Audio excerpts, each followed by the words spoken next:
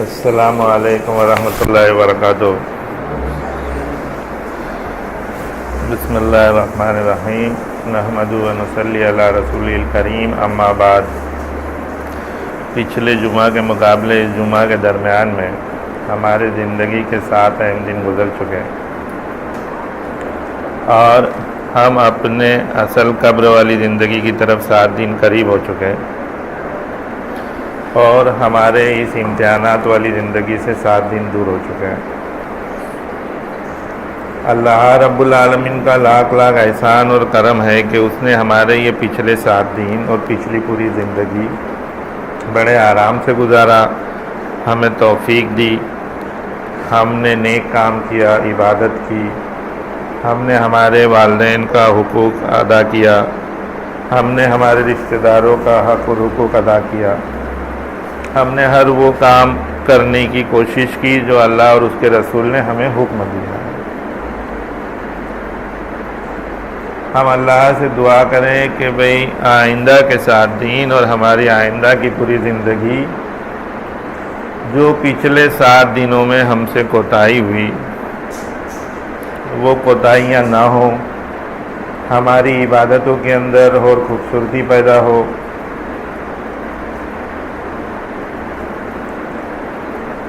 ہمیں توفیق دے، ہمارا جس پر حق بنتا ہے ہم ان کا حق اور حقوق پوری طرح ادا کریں، ہم سچ باتیں کریں، جھوٹ اور غیبت سے حفاظت فرمائیں، فتنے فساد سے اللہ تعالی ہماری حفاظت فرمائے، اللہ تعالی حسدین کے حسد سے ہماری حفاظت فرمائے، بلاؤں سے ہمارے اور ہمارے اہل و حال ہمارے بچوں کی حفاظت فرمائے، بدعمالی سے حفاظت فرمائے، بد کرداری سے ہماری حفاظت فرمائے۔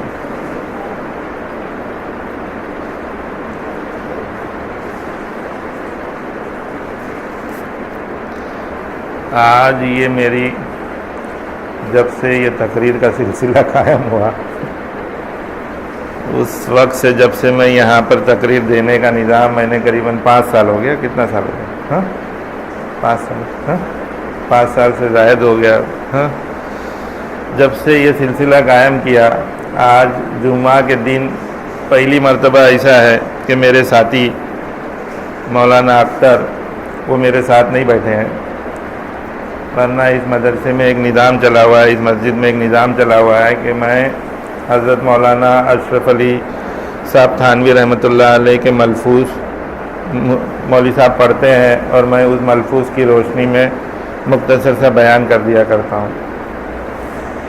پچھلے دنوں میں سفر میں تھا اور آج جو اس ملفوظ کی باری تھی اس ملفوظ وہ بڑا بھی تھا اور اس کے اندر اور تحقیقات اور مطالعے کی ضرورت تھی، اس لیے میں نے یہ طے کیا کہ بھئی آج یہ میں تقریر نہیں دوں گا۔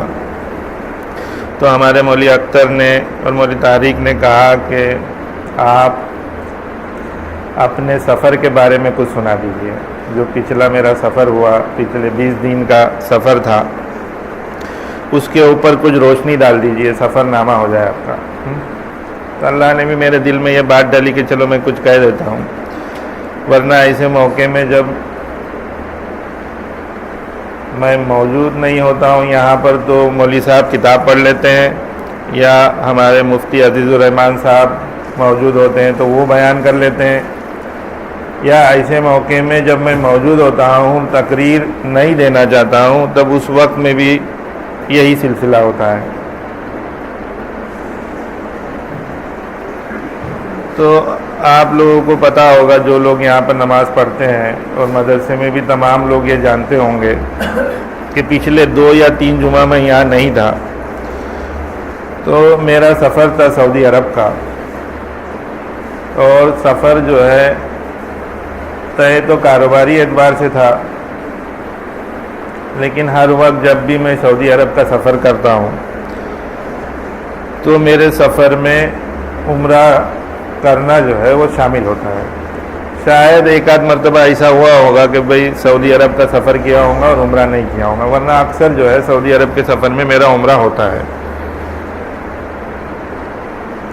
تو اس مرتبہ میرے سفر کی تیاری چل رہی تھی اور میری اہلیہ مجھ کو کافی دنوں سے یہ بات کہہ رہی تھی کہ بھئی مجھ کو بھی آپ ساتھ میں لے چلیں عمرہ کے لیے. تو ذہن سفر کے جب کاروباری سفر ہوتا ہے تو سفر بہت تیزی سے چلتا ہے. اس میں جو ہے فیملی کو لے جانا پھر فیملی کو ساتھ میں رکھنا وہ نظام جم نہیں پاتا ہے. عورتیں جو ہے وہ تیزی والا سفر کر نہیں پاتی ہے. تو اس لیے مزاج کچھ نہیں بن رہا تھا. اس کے پہلے بھی سفر ہوا سعودی عرب کا تو نہیں لے گیا ان کو. تو اس مرتبہ بھی یہی تھا کہ بھی نہیں اب نہیں لے جاتا ہوں. تو ہوا یہ کہ بھئی میرا سفر جو ہے پچھلے مہینے کا تھا. کسی وجہ سے وہ سفر جو ہے وہ کچھ لوگ میرے جاننے والے کاروباری سلسلے سے کوریا سے وہاں آنے والے تھے. تو ان کا آنا جو ہے لیٹ ہو گیا. ان کے 2 ساتھی آنے والے تھے. اس میں سے ان کو ویزا بھیجا گیا اور ہوا یہ کہ بھئی جو ویزا کا انویٹیشن لیٹر بھیجا گیا اس میں سے تو ایک کے انویٹیشن کے لیٹر میں تو مرد لکھا ہوا تھا اور دوسرے کے انویٹیشن لیٹر میں جو ہے خاتون لکھا ہوا تھا. تو جس کے وجہ سے وہ ویزا ان کو مل نہیں پایا اور وہ تاخیر ہو گئی. تو یہ ہوا کہ بھئی چلو آئندہ کا ڈیٹ طے کرتے ہیں. تو اس درمیان میں جب ہفتہ 10 دن کا مجھ کو موقع مل گیا تو میرے ذہن میں اللہ تعالیٰ نے یہ بات ڈالی کہ کیوں نہ میں اپنی اہلیہ کو ساتھ میں لے جاؤں. تو پھر میں نے ان کے پاسپورٹ کو ویزا منگوایا اور ان کا پاسپورٹ جو ہے ویزا کے لیے ایمبیسی میں ٹریول ایجنٹ کے تھرو بھجوایا. اس درمیان بھی کافی پریشانی آئی کہ بھئی ایک مرتبہ تو یہ ہوا کہ بزنس ویزا جو ہے وہاں کا عورتوں کو ملتا نہیں ہے. پھر یہ ہوا کہ بھئی عورت ذات کا اکیلا ویزا اگر سبمٹ کر رہے ہو تو ایمبیسی جو ہے ویزا دیتی نہیں ہے. تو کافی الٹ پلٹ رہا اور جانے کے 2-3 دن پہلے جو ہے ان کا ویزا لگ کر آ گیا. تو کہنے کی بات یہ ہے کہ دیکھیے اللہ تعالیٰ جب کسی کا بلاوا وہاں پر کرتا ہے تو کیسے اس کے اسباب اور حالات پیدا کرتا ہے. اس کے دربار میں اس کے بلاوے کے بغیر اپنی مرضی سے کوئی پہنچ نہیں سکتا. یہ ایک مومن کو اس کا اطمینان ہونا چاہیے. تو اللہ تعالیٰ کو میری اہلیہ کا آنا وہاں پر منظور ہوا. اس اعتبار سے کتنی ترکیبوں کے اندر بدل پیدا ہوا. اور پھر جو ہے ہم لوگ یہاں سے سفر کیے. ہمارے دفتر کے لوگوں نے سفر کے اندر سہولت کی ہمارے لیے.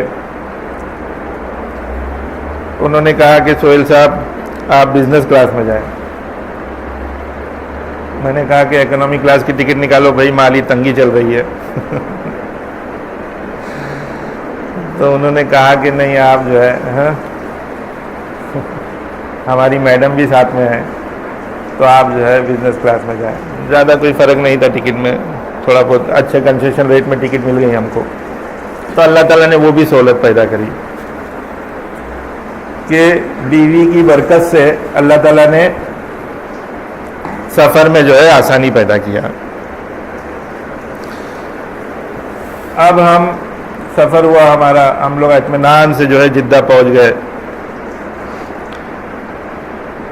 جدہ پہنچ گئے تو جدہ ایئرپورٹ کے اوپر ہمارے ہمزلف اور ہماری اہلیہ کی بہن وہ دونوں جدہ پہنچ گئے. وہاں جدہ میں ہی رہتے ہیں وہ لوگ. تو انہوں نے ہم کو ریسیو کیا. ہم ان کے گھر گئے. گھر پہ دوپہر کا کھانا وغیرہ ہوا. پھر وہاں سے جو ہے میں آگے سفر کے لیے چلا گیا اور ماشاءاللہ میرا عمرہ بھی اچھے سے ہو گیا. اللہ تعالیٰ نے آسانی فرمایا. میں نے تمام حضرات کے لیے دعا کیا. ہمارے استاد کے لیے, ہمارے ٹیچروں کے لیے, ہمارے ماتحت لوگ کام کر رہے ہیں ان کے لیے, ہمارے مسلمین کے لیے دعا کیا. اللہ تعالیٰ تمام لوگوں کی ضرورتوں کو پورا فرمائے. اللہ تعالیٰ آسانی فرمائے. ہر کوئی آج معاشرے کے اندر اور جو ہے اپنے معاش کی وجہ سے, کسی گھریلو حالات کی وجہ سے کوئی نہ پریشانی آ رہے, سب کو لگی ہوئی ہے. تو اللہ تعالیٰ نے توفیق دی، میں نے سب کے لیے دعا کیا، میرا عمرہ ہو گیا، صحیح ہو گئی، اور پھر میں جو ہے واپس ہمارے ہمزلف کے یہاں پر آ کر وہاں پر قیام کیا۔ پھر دوسرے دن میرا کاروباری سفر تھا، میں وہاں سے دمام چلا گیا۔ دمام میں میرے جاننے والے لوگ ہیں، وہاں پر بھی بڑے فکر کرتے ہیں بیچارے میری۔ وہاں پر جو میرا دوست ہے یا چھوٹا بھائی ہے، اسی طریقے سے وہ بیچارہ فکر کرتا ہے۔ ارشاد اس کا نام ہے، آپ لوگوں نے ملا ہوگا، وہ یہاں پر آتا ہے۔ تو وہاں پر اس نے اپنا کاروبار سیٹ کیا ہوا ہے، اس کا کاروبار ہے ماشاءاللہ اچھا، اللہ تعالیٰ نے اچھا نوازا ہے اس کو۔ تو اس نے میرے کو ایئرپورٹ سے پک اپ کیا، میں جا کے ایئرپورٹ سے آیا، رات ہو گئی تھی مجھ کو آنے میں، ہوٹل میں میں نے قیام کیا۔ اور پھر دوسرے دن ہمارے کوریا کے جو ساتھی تھے وہ بھی وہاں پر پہنچے۔ اب ان کا پروگرام یہ تھا کہ ہم کو سفر کرنا تھا سعودی کے دمام سے، وہاں پر ایک بڑا پروجیکٹ آنے والا تھا، اس سلسلے میں کوریا سے اس کے کارگو آنے والے تھے۔ اب وہ پروجیکٹ جو ہے دمام سے ہم کو 1300 کلومیٹر کا سفر کرنا تھا روڈ سے، اور وہ طریف کر کے ایک جگہ تھی، وہاں پر وہ فیکٹری بننے والی ہے، اور وہ بالکل ہمارا جو سفر تھا وہ کویت سے کویت اور عراق کے بارڈر کو لگتے ہوئے جو ہے سفر جا رہا تھا، اور ہم لوگ جو ہے جارڈن کے بارڈر کے اوپر پہنچنے والے تھے۔ 1300 کلومیٹر کا وہ بارڈر پہ سفر تھا۔ تو دوسرے دن صبح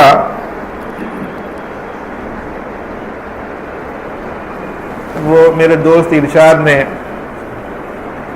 گاڑی کا انتظام کیا، اور ان کے 2 ساتھی لیے ہم نے ان کے کمپنی کے، اور یہ 2 کورین اور میں، 5 جان جو ہے ہم لوگ اس سفر کے لیے نکلے۔ اور وہاں پہ تو ماشاءاللہ روڈ بھی بڑے بڑھیا ہے۔ بس آپ یہ سمجھیے کہ بھئی ایسے اگر آپ روڈ کو سیدھا دیکھ رہے ہو تو 20 کلومیٹر تک کا روڈ آپ کو دکھ جائے، ایسا ایک دم سیدھا ہی سیدھا روڈ چل رہا ہے، اور آجو باجو میں زمین ہے، ایک دم پلین زمین، اور ریت بس نظر آ رہا ہے، اور کچھ بھی نہیں نظر آتا تھا اس میں۔ اور بیچ بیچ میں جو ہے بستی نظر آتی تھی، اور وہاں پر چیکنگ بھی بہت زیادہ تھی، کیونکہ ایک بارڈر لگتا تھا، عراق کا بارڈر لگتا تھا، تو اس کے اعتبار سے ادھر چیکنگ بھی جو ہے کچھ زیادہ تھی۔ تو ہم لوگ جب نکلے یہاں سے، نکلتے نکلتے ہم کو جمعہ کا ہی دن تھا، راستے میں نماز پڑھی، اور بس یعنی سفر کو نکلے اور راستے میں نماز پڑھی اور آگے چلتے رہے۔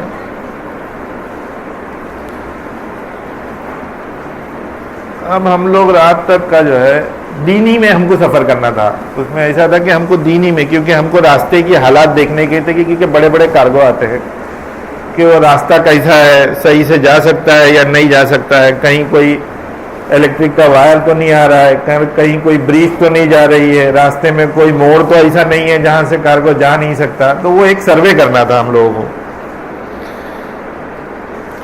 تو اجالے میں ہم نے کیا، اور پھر رات میں جو ہے ہم رفاہ کر کے ایک جگہ آئی، درمیان میں رفاہ کر کے ایک جگہ آئی، ہم رات میں وہاں پر ہم نے قیام کر لیا۔ تو وہاں پر موقع ملا کہ بھئی سعودی عرب کے اندرونی علاقوں کے اندر قیام کرنے کا، اور وہاں پر جانے کا، رہنے کا ایک موقع ملا۔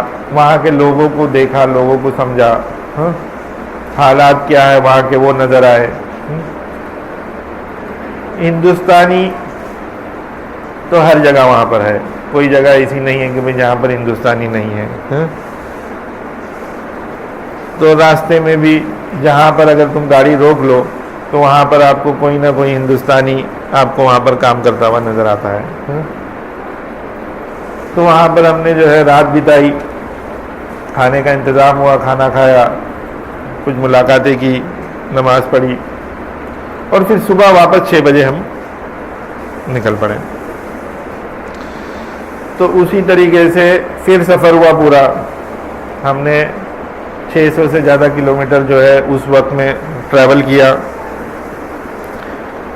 ہر بول کے ایک جگہ ہے وہاں پر بڑا، وہاں پر بارڈر پہ بڑا ایئرپورٹ بھی ہے ان کا، ہر کر کے جو ہے سعودی عرب کا ملٹری کا بہت بڑا بیس بھی ہے وہاں پر۔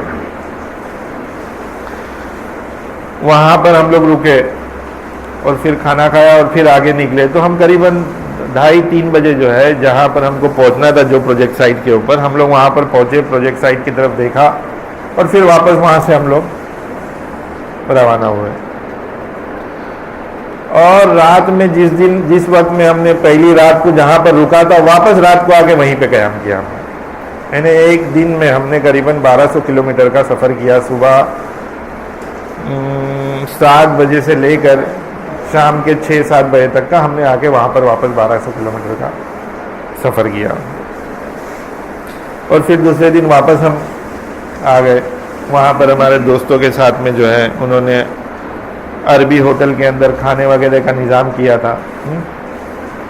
ماشاءاللہ بڑی اچھی میزبانی کرتے ہیں وہ لوگ، مقامی عربی لوگ جو ہے بڑے اچھے نیک لوگ ہیں، نمازوں کی کافی پابندی ہے ان کے اندر۔ راستے میں کئی مرتبہ ایسا نظر آیا کہ نماز کا وقت ہوا تو گاڑی سائیڈ میں رکایا انہوں نے، ان لوگوں نے، اور عورت مرد بچے سب نماز پڑھ رہے ہیں مصلی لگا کر۔ یہ جو پختگی نماز کی جو ان لوگوں کے اندر نظر آئی، جو دیکھا ہم نے، لوگ کہتے بھی ہیں وہاں پر کہ یہ لوگوں کے اندر کہیں بھی کھڑے ہو جائیں گے اور اپنی مصلی بچھا دیں گے اور نماز پڑھنا شروع ہو جائیں گے۔ ہم لوگوں کے اندر یہ پابندی جو ہے یہ کم نظر آتی ہے۔ ہم لوگ سفر کے بہانے بنا کر نماز کو قضا بھی کر دیتے ہیں کہ سفر میں اللہ تعالیٰ معاف کرے گا، سہولت نہیں ہے، مسجد کہیں نظر نہیں آ رہی، اللہ تعالیٰ معاف کر دے گا۔ تو یہ کوتاہیاں ہم لوگوں کے اندر ہے اور ہم کو اس کی طرف جو ہے نظر ثانی کرنے کی ضرورت ہے۔ ہم نے ہماری عبادتوں کے اندر پختگی پیدا کرنے کی ضرورت ہے، وقت پر نماز ادا کرنے کی فکر اور ضرورت ہے۔ فجر کی نماز ہم سے قضا ہو جاتی ہے، اس کے اوپر ہم کو فکر کرنے کی ضرورت ہے۔ مسجد قریب ہے پھر بھی گھر میں ادا کر لیتے ہو، اس کے اوپر ہم کو فکر کرنے کی ضرورت ہے۔ رات کو ماحول ہو چکا ہے بمبئی جیسے شہر کا، یا ہر بڑے شہر کے اندر ماحول ہو چکا ہے کہ دن چھوٹا ہوتا ہے اور رات لمبی ہوتی ہے۔ راتوں کو ہم لوگ جاگتے ہیں، راتوں میں ہمارے معاملات ہوتے ہیں، کاروباری میٹنگ ہوتی ہے، کھانا ہم لوگ لیٹ کھاتے ہیں، اور رات کو جو ہے لیٹ جاگتے ہیں۔ پھر یہ کہتے ہیں، اطمینان کرتے ہیں دل کے اندر کہ رات کو جو ہے کام کر رہا تھا اس لیے اللہ تعالیٰ فجر کی نماز قضا ہو گئی تو معاف کرے گا۔ یہ ہمارے اندر کا شیطان جو ہے ہم کو اطمینان دلاتا ہے۔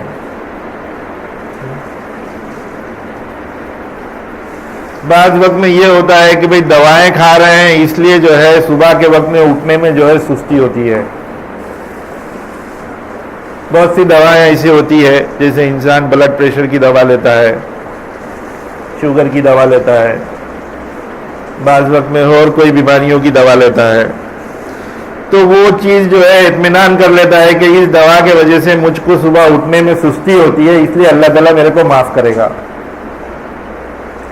ہم بہت سے بہانے بناتے ہیں، ہم لوگ اپنی عبادتوں سے بچنے کے لیے بہت سے بہانے بناتے ہیں اور جو ہے ہماری نمازیں قضا ہو جاتی ہے۔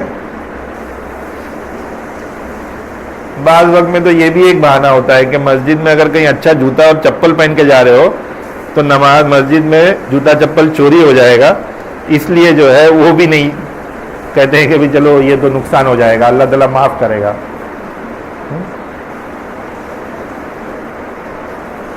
تو شیطان مردود کے پاس تو 1,00,000 سے زائد ترکیبیں ہیں تم کو بھٹکانے کے لیے. تو کتنی ترکیبوں سے آپ اپنے دل کو اطمینان دلاؤ گے؟ کیا کرو گے؟ تو سفر میں ہو یا گھر میں ہو یا کہیں بھی ہو، نماز کی پابندی کرو. یہ بہت ضروری ہے بھائی میرے. آپ ایک وقت کی نماز قضا کرو گے، آپ کے ایمان کے اندر کمزوری آئے گی. آپ ایک وقت کی نماز کے اندر جدوجہد کرو گے، شیطان سے لڑو گے، اس کو پچھاڑو گے، آپ کے ایمان میں جو ہے ترقی پیدا ہوگی، اضافہ ہوگا، آپ کا ایمان مضبوط ہوگا. میں نے پچھلے جمعہ کے دن کہا تھا جب میری پہلی تقریر تھی پچھلے وقت کی، کہ جیسے جیسے آپ شیطان مردود سے لڑو گے، اپنے نفس کے خلاف کام کرو گے، اپنے نفس کو جو ہے شیطان کے حملے سے بچاؤ گے اور اللہ سے دعا کرو گے اور اس حملے کے سے ہٹ کر اچھا عمل کرو گے، تو نفع اس کا یہ ہوگا کہ اس عمل کی نیکی بھی آپ کو ملے گی اور وہ گناہ کرنے والا جو عمل ہے وہ آپ کے نفس سے دور ہو جائے گا.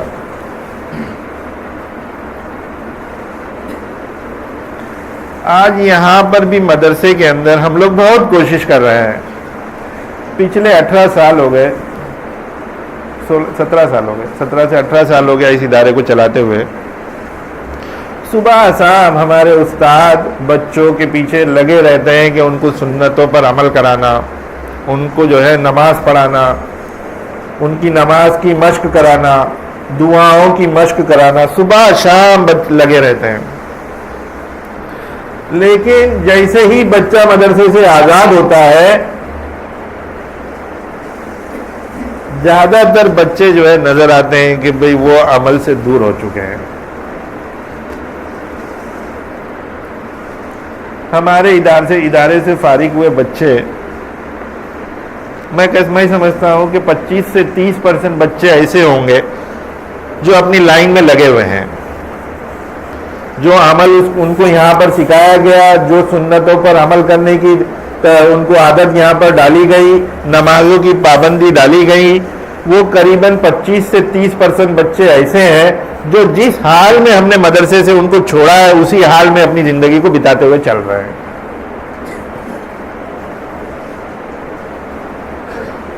باقی 50% بچے ایسے ہیں ہمارے مدرسے میں پڑھنے والے جو پڑھ کر فارغ ہوئے ہیں. میں بتاؤں آپ لوگوں کو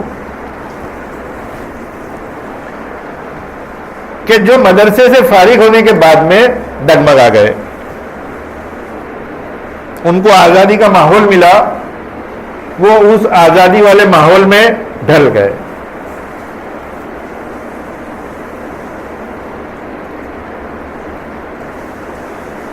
ہاں لیکن میں یہ ایک بات بتا دوں آپ لوگوں کو کہ آپ کی زندگی میں بھی ہوا ہے اور میری زندگی میں بھی ہوا ہے. 18 سے 25 سال والا جو زندگی وقت گزرا ہے وہ بہت سی پریشانی اور خرافات والا وقت گزرا ہے. ہر انسان کی زندگی میں یہ وقت گزرا ہے. بعض لوگ 25 میں سنبھل گئے، بعض لوگ 28 میں سنبھل گئے، بعض 30 میں سنبھل گئے، بعض جو ہے 40 میں سنبھلے، بعض 50 میں سنبھلے، بعض 60 میں سنبھلے، لیکن وہ وقت کے اندر ڈھل گئے. تو ہمارے مدرسے میں 30% بچے ایسے ہیں جو اس وقت میں بھی ڈھلے نہیں، اس وقت کو بھی سنبھال کے رکھا. میں اکثر اپنی تقریر میں بچوں سے کہتا ہوں اور استادوں کو بھی یہ کہا ہوں، دیکھو بیٹا ہمارا مقصد یہ ہے کہ جو آپ کی جوانی میں اور نادانی میں جو گناہیں ہونی ہیں اس گناہوں سے آپ کو بچانا ہمارا مقصد ہے. آگے چل کے تو آپ ہوش میں آ ہی جاؤ گے. جو یہاں پر تربیت اور تعلیم حاصل کر رہے ہو وہ آگے آپ کو اثرات اپنی زندگی میں دے گا ہی. جن لوگوں نے مشنری اسکول میں پڑھا ہے، جن لوگوں نے تعلیم نہیں حاصل کی، وہ بھی 30 اور 35 میں ہوش میں آ گئے. اللہ تعالیٰ نے ان کو بھی حالات ایسے پیدا کیا کہ ان کو بھی پتہ چل گیا کہ اصل زندگی جو ہے یہ دنیا کا دکھاوا اور دنیا کی بے حیائی نہیں ہے. اصل زندگی تو یہ ایمان اور دین پر چلنا, میرے حضور صلی اللہ علیہ وسلم کی سنت پر عمل کرنا اور اپنے آپ کو دین کے دائرے میں رکھ کر چلنا, یہی اصل زندگی ہے, یہی میرے کام آئے گی. یہ تو ان کو بھی سمجھ میں آ گیا. تو لیکن جو یہ 18 سے لے کر یا 16 سے لے کر یا 15 سے لے کر, ہمارے وقت میں 18 کے بعد ذہن کھلتا تھا, 16 کے بعد ذہن کھلتا تھا, آج تو بچوں کو 8 اور 10 سال میں ہی ذہن کھل جاتا ہے. تو میں کہتا ہوں کہ بھئی شیطان مردود, یہ آپ جو خرافات اور جو گناہیں یہ اپنی زندگی کے چند سالوں کے اندر کرو گے, اس کی یادیں آپ کی زندگی کے اندر اتنی پختگی سے شیطان بھر دے گا کہ پوری زندگی آپ اس کے اوپر افسوس کرتے رہو گے. آپ کو جو ہے افسوس ہوگا کہ اللہ میں نے یہ کیا گناہ کیا, اور اسی افسوس کے اندر آپ پوری زندگی پریشانی میں گزرو گے. اور جب جب یہ شیطان مردود کو موقع ملے گا, آپ کے دماغ کی یادگار اور یادداشت جو ہے وہ واپس اس جگہ پر لا کر رکھے گا, اور آپ کو یہ محسوس ہوگا, آپ ذلت محسوس کرو گے کہ میں نے کیا گناہ کیا, کہ ایسی گناہ جس کو سوچ کر زمین اور آسمان بھی تھرا جائے, ایسی گناہ جس کے میں کیا میرے مولا کے سامنے لے آ کر یہ گناہ کے سامنے کھڑا رہوں گا. تو ہم بچوں کو اس گناہوں سے روکنے کی کوشش کر رہے ہیں. جو میں سمجھتا ہوں 30% بچے ہمارے یہاں کامیاب ہیں,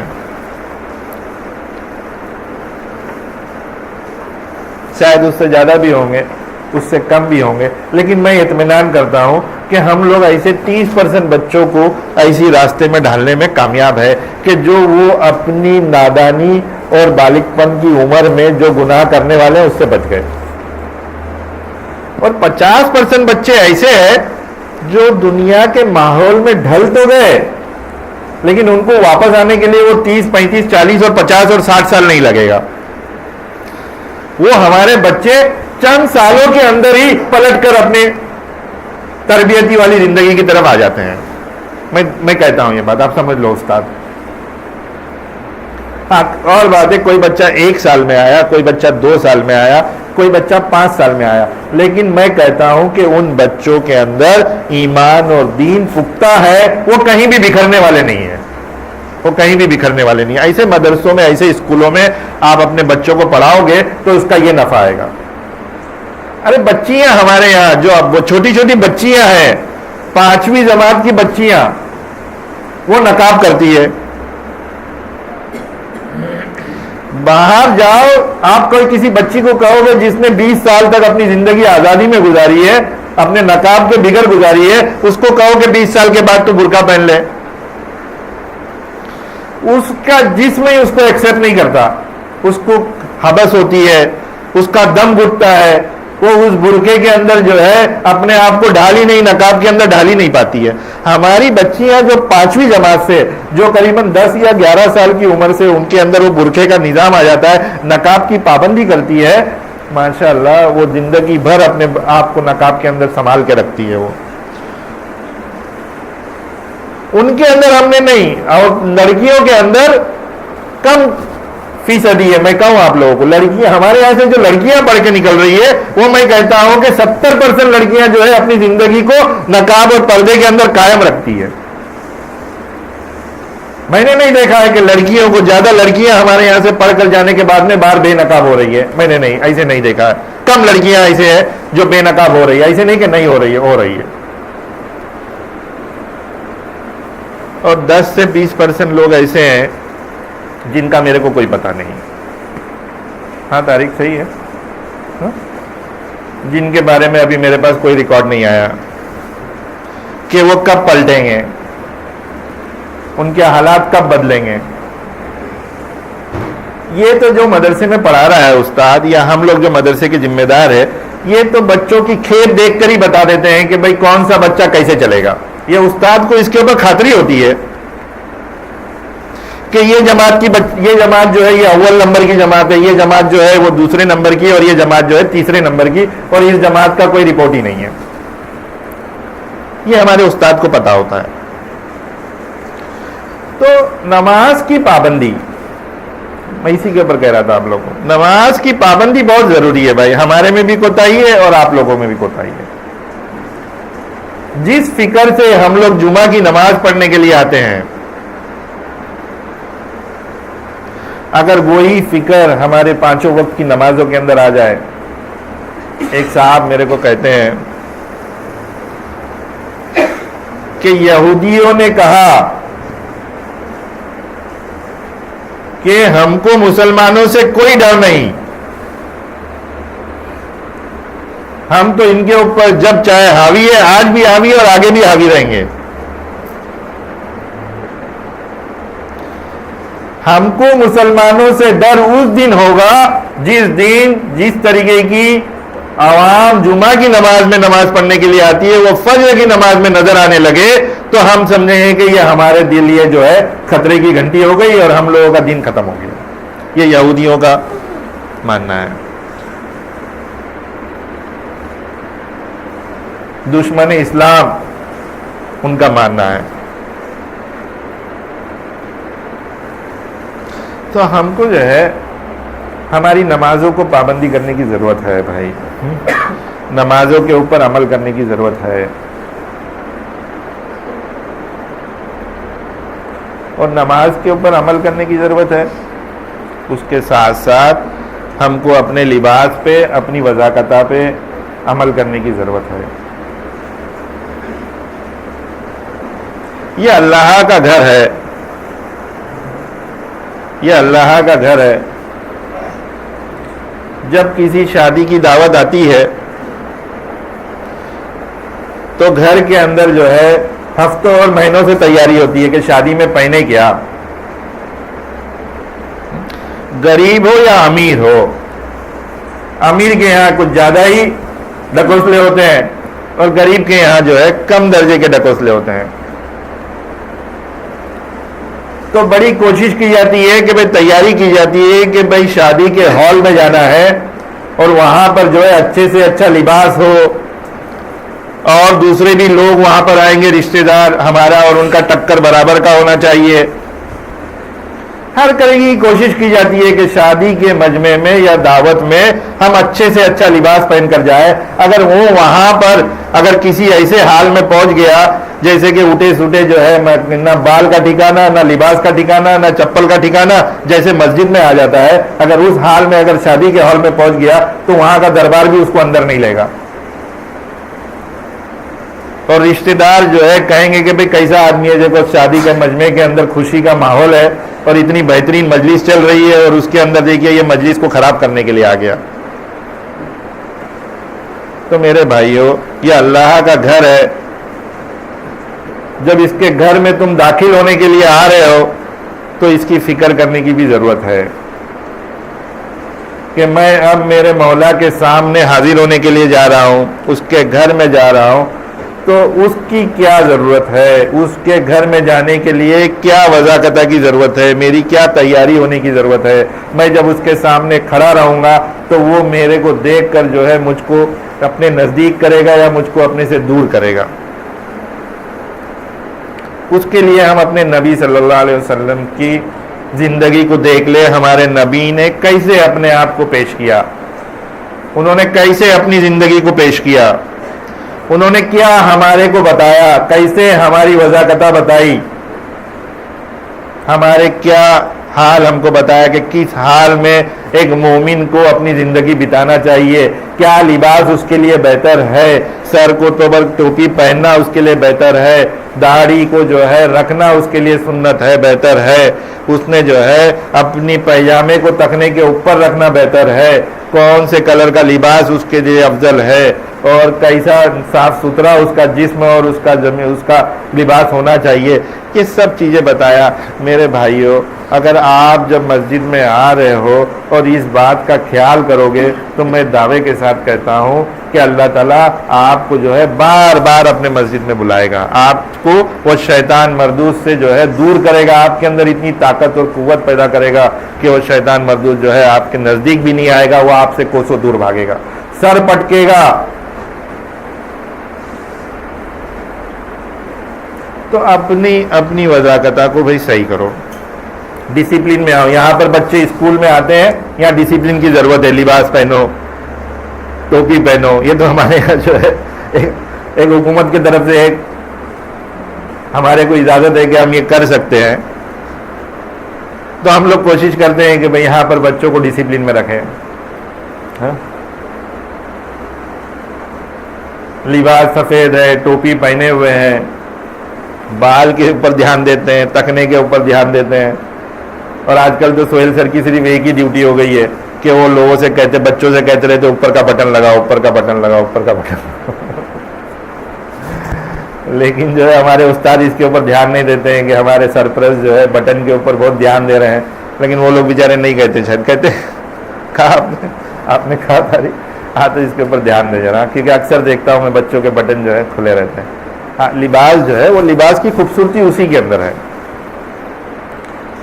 تو ہم لوگ انشاءاللہ کوشش کریں کہ ہماری نمازوں کی پابندی کریں بھائی, اور اپنی وضاقتہ کو اللہ کے رسول صلی اللہ علیہ وسلم نے جیسی وضاقتہ بتائی ہے ویسی وضاقتہ کریں. آج جو ہے کوئی بھی یہ نہیں کہہ سکتا کہ میں اس سے بہتر, نہیں کہہ سکتے بھائی, نہیں کہہ سکتے. میں نے اس بات کو جو ہے بہت قریب سے دیکھا ہوں. اللہ تعالیٰ کب کس کو کیسے نواز دے اس کا کوئی علم نہیں ہے ہم کو. اللہ تعالیٰ کب کسی کی زندگی کیسے پلٹ دے اس کا کوئی احساس نہیں, ہم کو علم نہیں اس کا. تو میں کہہ رہا تھا, تو دمام سے جب میرا واپسی سفر ہوا, پھر میں اور میری اہلیہ پھر عمرہ کرنے کے لیے ہم لوگ گئے. وہاں پر ایک جگہ کے اوپر حادثہ ہوتے ہوتے بچ گیا. آپ لوگ بھی اس بات کا دھیان دینا کہ ادھر تو بڑا کنسٹرکشن چل ہی رہا ہے, اور میں جدہ سے آیا تو قریباً وہاں پہنچنے, میں جس مکان میں رہ رہا تھا وہاں سے مکہ پہنچنے میں قریباً 2 سے 2.5 گھنٹہ لگ جاتا تھا. تو حرم کے باہر کنگ فہد گیٹ سے جو ہے ابھی انہوں نے انٹری رکھی ہے, اور وہاں پہ باہر وضو خانے بنائے ہیں. پہلے نہیں تھے وہ وضو خانے, شاید 2-4 سال میں بنے, میں نے کبھی دھیان نہیں دیا. لیکن اس مرتبہ میں اکثر, کیونکہ جب وہاں سے آتا تھا تو استنجا کر کے وضو کر کے پھر میں جاتا تھا. تو وہاں پر جب وضو کرنے کے لیے بیٹھا میں, تو میں احرام تھا میرے پاس. احرام میں اکثر پیر جو ہے موومنٹ نہیں رہتا, ہمارا ایک طریقے کا پیر بینڈ ہو جاتا ہے. تو میں وضو خانے کے تختے پر بیٹھا, اور کسی وجہ سے میں دوسری جگہ ایک نل کا پانی بہہ رہا تھا. تو میں نے سوچا کہ بھائی اس وضو خانے سے, اس تختے سے اٹھ کر اس تختے پہ چلے جاؤ, تو پانی بہہ رہا ہے تو وہ پانی سے ہی وضو کر لوں گا, یہ زائد پانی کرنے کی ضرورت نہیں. تو میں نے وہ سوچ کر اٹھا, اور میری اہلیہ پیچھے تھوڑی ڈسٹینس پہ اس کو کھڑا لگا تھا, اور میں جب اٹھ کر ایسے پلٹنے گیا تو میرا جو احرام تھا وہ تختے کے اندر پھنس گیا. اکثر لوگ اس کا دھیان دینا, کیونکہ موومنٹ نہیں تھا, اور وہ میں ایسے ہی جو ہے سیدھا ایسے الٹ پلٹنے والا تھا, اس کا میرا بیلنس کھو گیا اور وہ احرام تختے کے اندر رہ گیا. تو میرے احرام اس کے اندر پھنس گیا, میرا پیر اٹھ کے ایسی, میں اللہ نے حفاظت فرمایا, بہت بڑا حادثہ ہو سکتا تھا, میں ایسے ہی پیچھے پلٹ جاتا تھا. لیکن آگے ایک چھوٹی سی جالی میرے کو نظر آئی, میں ہلکے سے سنبھالتے ایسا بھی نہیں تھا کہ وہ جالی کو زور سے پکڑ لوں, وہ جالی کو پکڑتا تو وہ بھی میرے وزن سے ساتھ میں آتی تھی. تو میں نے ہلکے سے اس کو پکڑ کے, اللہ تعالیٰ نے میری حفاظت فرمائی اس وقت میں کہ جو ہے میرے ساتھ حادثہ نہیں ہوا. لیکن یہ بات آپ لوگ دھیان دینا کہ جب احرام کی حالت میں آپ لوگ اگر وضو کرنے کے لیے بیٹھیں گے تو اس کو دھیان دینا کہ اٹھنے کے ٹائم پہ بڑے اطمینان سے. اکثر میرا یہ معمول رہا کہ جب میں احرام کی حالت میں جب وضو کرنے کو بیٹھتا ہوں تو جب وضو ہو جاتا ہے تو میں ایسے پلٹتا ہوں, اسی بیٹھک کے اوپر بیٹھے ہوئے میں ایسے, کیونکہ ہم لوگ جہاں پر بھی احرام کی حالت میں جاتے ہیں اکثر یہ ہوتا ہے کہ چپل پہنے ہوتے ہیں, سفر میں رہتے ہیں, تو اکثر ایسا ہوتا ہے کہ نماز وضو کرنے کے بعد ہم ایسے پلٹیں, ایسے اٹھ کے پیچھے آنے کی کوشش نہ کریں. تو اس میں احتیاط کی ضرورت ہے. آپ لوگ بھی احتیاط کرنا اس میں, نہیں تو حادثہ ہونے کی فکر ہو سکتی ہے. اور ایک بات میں آپ کو بتانا بھول گیا, جب میں پہلی مرتبہ جب میں گیا عمرہ کرنے کے لیے تو میرا ہوا یہ کہ بھئی میں مغرب کی نماز کے پہلے میں پہنچا, قریباً پونا گھنٹہ آدھا گھنٹے کا وقت تھا. تو عصر کی نماز میں نے نہیں پڑھی تھی. اب میں یہ ہوا کہ گیٹ کے اندر مسجد حرم میں داخل ہونے والا تھا کنگ فہد گیٹ سے, لیکن ذہن میں یہ آیا کہ بھئی فوراً داخل ہوں گا تو میں جو ہے احرام کی حالت میں جا کے دعا مانگوں گا. تو میں نے میرے ذہن میں یہ بات آئی کہ میں باہر ہی احرام صحن میں جو ہے عصر کی نماز ادا کروں اور پھر مسجد میں داخل ہوں اور میں اپنے طواف کا سلسلہ شروع کروں. تو گیٹ پہ پہنچ کر میں واپس ہو گیا اور پیچھے ہو کے میں نے مسجد نماز عصر پڑھی. اور پھر بھی جب میں حرم کے اندر داخل ہونے کو گیا تو انہوں نے گیٹ بند کر دیا. انہوں نے گیٹ بند کر دیا کہ اندر پبلک فل ہو گئی. حج کے وقت میں ایسا ہوتا ہے یا رمضان کے وقت میں ایسا ہوتا ہے, لیکن آج جو ہے عام دنوں میں بھی مجمع جو ہے ایسے ہی چل رہا ہے وہاں پر. پھر میں جو ہے گھوم پھر کے جو ہے اندر صحن کے اندر مسجد کے اندر کے حصے میں چلا گیا اور وہاں پر جو ہے مغرب کی نماز ادا کیا اور پھر واپس لوٹ کے گیٹ کے پاس آیا کہ میں اب چلے جاتا ہوں. تو پتہ چلا اب بھی جو ہے وہ گیٹ بند, مغرب کے بعد بھی انہوں نے گیٹ نہیں کھولا. پھر میں نے کہا کہ اللہ کیا مصلیحت ہے, یہ اتنے قریب آ گیا اور اندر داخل نہیں ہو پا رہا ہوں. پھر میں واپس جو ہے اندر والے حصے میں گیا اور جو ہے نماز عشاء ادا کی اور پھر عشاء ادا کرنے کے بعد میں پھر میں اندر گیٹ کے اندر مسجد کے اندر داخل ہوا. تو ایک بات سوچنے والی اور بھی ہے, دیکھ لیجئے, ہر انسان کا وقت متعین ہے. آپ وہاں پر جب جاؤ گے ایک تو بلاوا ہے اللہ کی طرف سے کہ اللہ تعالیٰ بلائے گا تو ہی پہنچو گے, اور ساتھ ساتھ ہر انسان کا وقت متعین ہے کہ کس وقت کے اندر تم کو اندر جانا ہے. تمہارا طواف کون سے وقت میں اللہ تعالیٰ نے طے فرمایا ہے, یہ وقت متعین ہے. آپ میرے دل میں اس بات کی مکمل اطمینان ہے.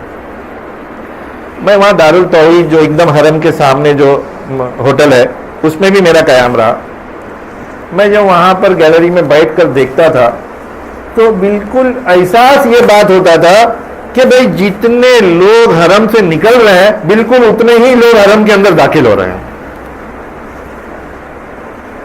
اگر شاید کوئی بیٹھ کر وہاں پہ گنتی کر لے تو کم زیادہ اتنے ہی لوگ نکلیں گے, لیکن ایک دماغ میں ایک مجموعی طور پہ جب دیکھا جاتا تھا تو دماغ میں ایک احساس ہوتا تھا. تو ہاں فکر کرنا ہماری ضرورت ہے, جلد سے جلد عمرہ ہو جائے یہ ہماری طریقہ ہے, یہ ہمارے حضور نے بتایا ہے ہم کو, افضل ہے یہ. لیکن اس بات کا بھی اطمینان رہے کہ اللہ کوشش کرنا میرا کام ہے اور جو ہے اس وقت میں جو متعین ہے وہاں پر پہنچانا تیرا کام ہے, وہ اللہ تعالیٰ پہنچا دیتا ہے. میں نے دیکھا ہوں کہ احرام کی حالت میں جب ہم لوگ حج میں تھے ایک مرتبہ تو اس طریقے سے مینا سے عرفات جانے کا معاملہ ہوتا ہے. مینا سے بیچارے حاجی جب عرفات کا دن ہوتا ہے تو بڑے پریشان ہوتے ہیں, تو اس میں بس نہیں آ رہی ہے. لوگوں کا یہ ہے کہ بھئی مینا عرفات تو نہیں پہنچو گے تو حج کہاں سے ہوگا. اس حال میں بیچارے ضعیف لوگوں نے جو ہے مارا ماری لڑائی کرتے ہوئے ہم نے وہاں پر دیکھا, لوگوں کو بے چین ہو جاتے ہیں کہ بھئی کیا ہو گیا ایسا. تو اطمینان رکھے, حج جو ہے صبر کا کام ہے, صبر کے اندر اضافہ لانے والا کام ہے. عمرہ جو ہے صبر کا کام ہے, صبر کے اندر اضافہ لانے والا کام ہے. تو اللہ تعالیٰ سے دعا کرتے رہے کہ اللہ تعالیٰ صبر عطا فرمائے, صبر جمیل عطا فرمائے, اور جو ہے اطمینان کے ساتھ اپنا عمرہ اور حج کرو تو اللہ تعالیٰ آپ کے عمرہ اور حج میں آپ کے لیے آسانی پیدا کرے گا. لوگوں نے کہا ہے, میں نے سنا ہے اس بات کو, جس نے اپنی عمرہ اور حج کو اپنے مال سے تولا کہ میں زیادہ سے زیادہ مال دے رہا ہوں, مجھ کے لیے میرے لیے سہولت زیادہ سے زیادہ ہونا چاہیے, جس نے بھی عمرہ اور حج کو آسان سمجھا اس کے لیے بہت مشکلات آتی ہے, اور جس نے یہ سوچ کر گیا کہ بڑی مشکلات کا سامنا کرنا پڑے گا اس کے لیے ہر مشکل آسان لگتی ہے اور وہ اس کے اندر ڈل جاتا ہے. تو اللہ تعالیٰ ہم تمام لوگوں کو اپنے دربار کی بار بار حاضری نصیب فرمائے. اللہ تعالیٰ حج اور عمرہ کرنے کی ہمیں بہترین توفیق عطا فرمائے. تو میرا جو ہے اس طریقے سے میرے 3 عمرہ ہوئے وہاں پر, 3 عمرہ میں نے کیا, 3 بار میرا سفر ہوا وہاں پر. مدینہ کا سفر بھی بہت اطمینان سے ہوا, بہت اچھے سے ہوا. حضور کے روزے میں بھی حاضری ہوئی, جتنے لوگوں کے نام مجھ کو یاد آ سکتے تھے میں نے تمام لوگوں کی طرف سے جو ہے حضور کے روزے میں سلام عرض کیا, اور جو ہے دعاؤں کا معاملہ رہا, وہاں پر بھی دعائیں کیا. پہلے دوسری صف میں بھی نماز پڑھنے کا موقع ملا. تو ہر جگہ پہ اللہ تعالیٰ نے بڑے اطمینان سے اور آرام سے وقت کو گزارا, کسی طریقے سے کوئی سفر میں کوئی پریشانی نہیں آئی.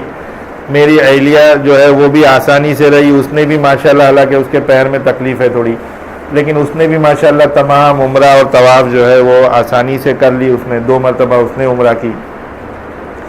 تو اللہ تعالیٰ دیکھیے بھائی اہلیہ کو اپنے ساتھ میں لے جائے سفر میں، ان کی برکت سے آپ کے لیے سہولت پیدا ہو جاتی ہے. اپنی گھر کی عورتوں کی فکر کریں، اپنے گھر کی عورتوں کے دین کی اور آخرت کی فکر کریں. ہر اپنے اچھے کاموں کے اندر ان کو اطلاع رکھے اس بات کا. آدمی کرتا رہتا ہے، خیرات دیتا ہے، صدقہ دیتا ہے، رشتہ داروں کی مدد کرتا ہے، کرتا رہتا ہے. آدمی جو ہے کرتا رہتا ہے، لیکن اپنی اہلیہ کو بتاتا نہیں ہے. کیوں؟ معاشرہ ہو چکا ہے. سوچتا یہ ہے کہ اہلیہ کو بتاؤں گا کہ بھئی بہن کے لیے جب میں نے لاکھ روپے خرچ کیا تو اہلیہ مجھ سے ناراض ہو جائے گی. آج ہمارے گھر میں جو ہے نا اتفاقیاں ہیں، معاشرے کے اندر، ماحول کے اندر نا اتفاقیاں ہیں. بہن بھاوت سے ملنے کے لیے تیار نہیں، بھائی بھائی کے ساتھ میں نا اتفاقی ہے، بہنوں کے ساتھ میں نا اتفاقی ہے. تو سوچتا ہے کہ بھئی اگر اپنے غریب بہن کے پیچھے اگر میں نے کچھ خرچ کیا اور اپنی اہلیہ کو بتاؤں گا تو اہلیہ ناراض ہو جائے گی کہ کیا ضرورت تھی اس کو خرچ کرنے کی. اور کسی کی اگر شادی میں مدد کی، عورتوں کا معاملہ ہے، اکثر عورتیں جو ہے وہ اس بات کی بڑی فکر کرتی ہے کہ میرے شوہر کا پیسہ جو ہے وہ چڑھ بڑھ کر میرے گھر میں رہے. یہ اکثر معاشرے کے اندر یہ ہے. اس کو لگتا ہے، بعض عورتیں کمزور ایمان کی ہوتی ہے، وہ یہ سوچتی ہے کہ بھئی یہ پیسہ خرچ ہونے سے میرے ملکیت میں جو ہے کمی آ گئی. لیکن نہیں، آپ اگر اپنی بہن کے پیچھے خرچ کر رہے ہو، آپ اپنے رشتہ دار کی شادی میں خرچ کر رہے ہو، اور آپ کسی غریب کی مدد کر رہے ہو، اگر یہ بات آپ کو تو اللہ تعالیٰ اس کی نیکی دے رہا ہے، اگر یہ بات آپ اپنی اہلیہ کو بتا رہے ہو اور آپ اپنے بچوں کو بتا رہے ہو اور وہ بھی اطمینان کر رہے ہیں، تو اس کا مطلب آپ کے ثواب کے ساتھ ساتھ اللہ تعالیٰ ان کو بھی ثواب پہنچا رہا ہے. شوہر جو ہے اپنی بیوی کے آخرت کے بنانے کے بڑے کام آتا ہے. ہو سکتا ہے چھوٹی موٹی خرافات ہر جگہ رہتی ہے، اہلیہ کہہ دے اپنی زبان سے، کیا ضرورت تھی تم کو ان کے پیچھے خرچ کرنے کی. 2 دن جو ہے آپ سے ناراضگی ظاہر کرے گی، غصہ ہوگی، لیکن ہاں یہ سوچ کر کہ اللہ اس کو بھی اس کا اجر دے گا، 2 دن کے بعد وہ بھی اطمینان کرے گی. تو دیکھیے، ایک مال سے جس کا صرف آپ اپنے لیے نیکی کمانے جا رہے تھے، اس سے اللہ تعالیٰ نے آپ کے بیوی بچوں کو بھی نیکیاں کمانے کا ذریعہ دے دیا. ان کی بھی اس کے اندر نیکیوں میں شامل ہو گئے وہ بھی. تو اپنی بیوی کو بیویاں تو نہیں رہی ہماری. آج ممبئی کا معاملہ بھی یہ نہیں رہا کہ بھی بہت سی بیویاں رکھے. جو آدمی کے پاس بیچاری ایک سے زائد بیوی ہے، اس کا جو ہے نا رہنا دشوار ہے. تو جو ہے اپنی بیوی کو، اپنی بچیوں کو جتنا ہو سکتا ہے اتنا نیکیوں کا ذریعہ ان کو کمانے کی توفیق دے. آپ عمرہ کو جا رہے ہیں، اپنی بیوی کو بھی لے جائے ساتھ میں. آپ حج کو جا رہے ہیں، اپنی بیوی کو بھی لے جائے ساتھ میں. آپ کسی کی شادی میں مدد کر رہے ہیں، اپنی بیوی کو بھی بتائیں کہ بھئی میں ان کی فلانے کی شادی میں مدد کر رہا ہوں، اس کی بھی منظوری لے اس کے اندر.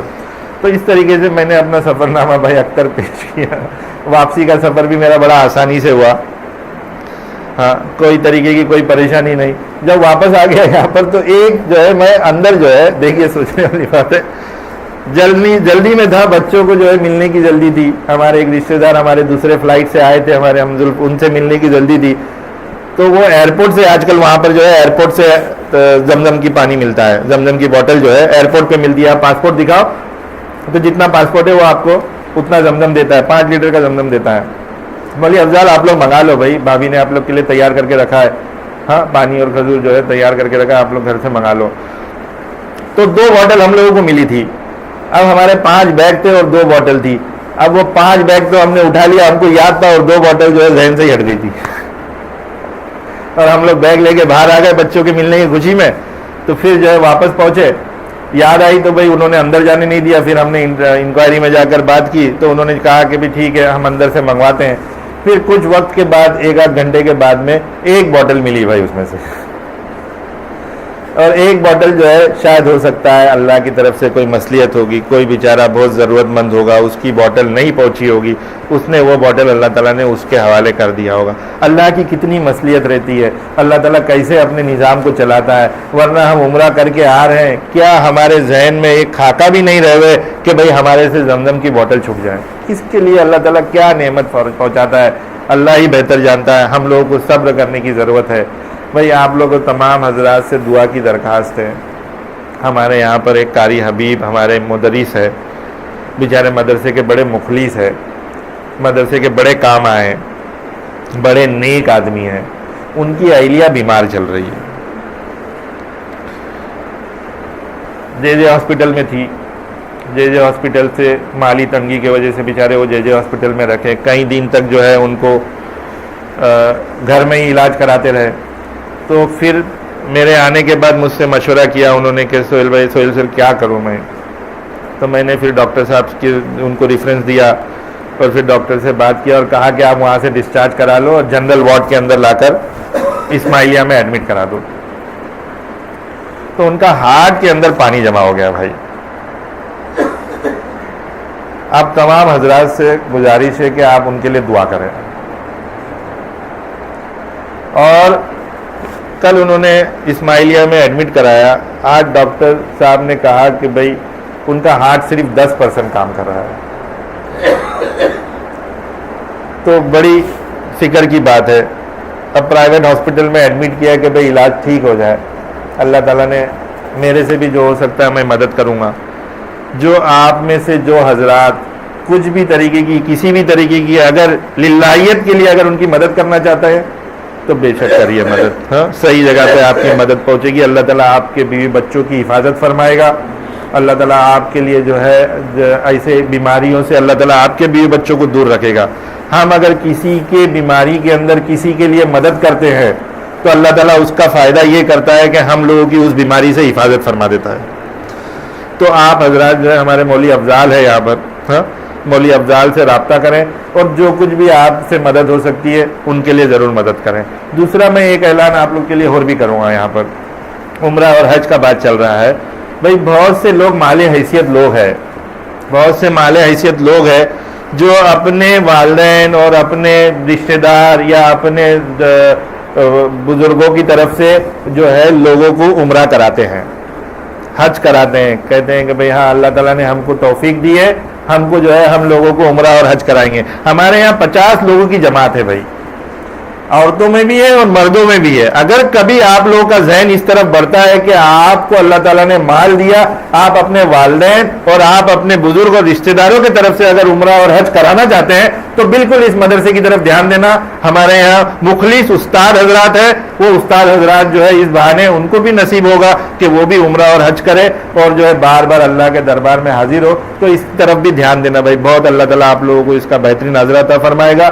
جس مقامی مسجد میں اور جس مقامی مدرسہ ہمارے یہاں چلتا ہے, ہمارا پہلا حق بنتا ہے کہ ہم اس کی طرف ہمارا دھیان کرائیں. وآخر دعوانا الحمدللہ رب العالمین.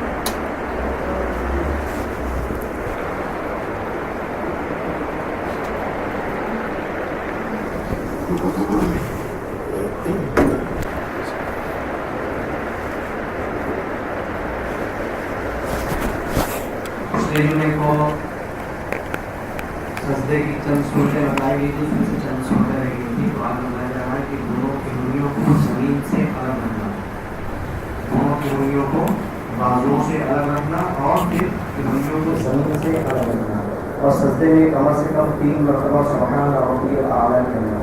اس کے بعد ہے سجدے سے اٹھنے کی ترتیب دینا. اس کے بعد ہے سجدے سے اٹھنے میں پہلے پیشانی, پھر ناک, پھر دونوں ہاتھوں کو, پھر گھٹنوں کو اٹھانا.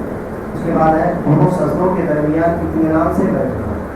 اس سجدے کی 12 صورتیں